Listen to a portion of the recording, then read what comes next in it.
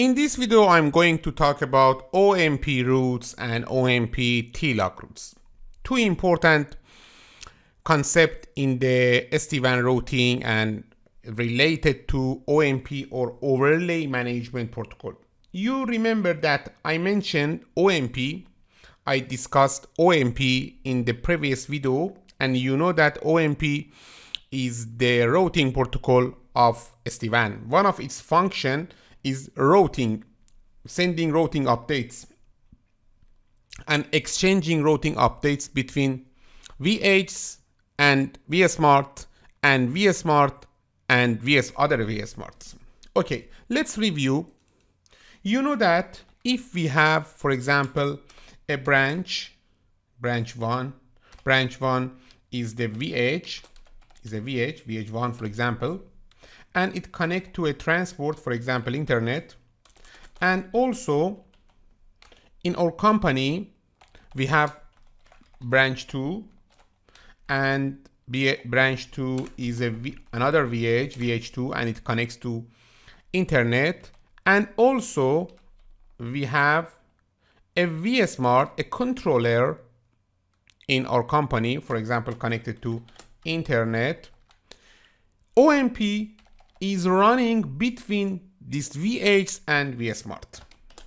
Okay, VSmart is the brain of SD-WAN solution.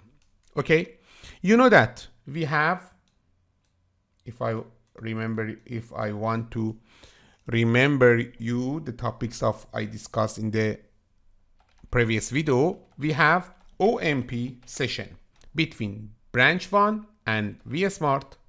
And also we have another OMP session inside of DTLS or TLS that is secure between branch 2 or VH2 and VSmart. And if we have subnets in branch 1 service side, for example, net A, and branch 2 service side, for example, net B, branch 1 and branch 2 should send their connected or learned network in service side to with the OMP to the VSmart. Okay, you know all of these topics.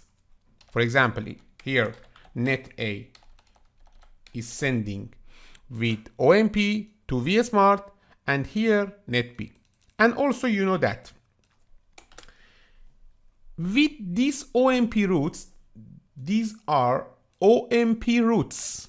Okay, with these OMP routes, we send some other attributes. We will discuss these attributes in another videos. For example, we send TLOC, we send origin, we send originator, we send preference or service or site ID or tag or VPN. All of these concepts will be considered in the other videos, in the future videos. Now I only want to focus on the TLOC. With OMP route, this is OMP route.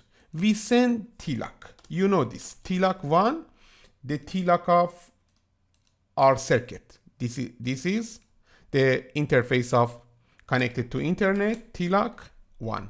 Okay. And here is TLOC 2, for example. TLOC 1 sent with net A. This is the same as, for example, next hop in BGP routes. And TLOC 2 with net B. Okay. This is a OMP route. The first part of OMP sending information. Net A is OMP route with some attributes such as TLOC 1. Both of them and with another attributes is a box. Okay, the box name is OMP route. Don't mistake this information with TLOC route. TLOC route another things.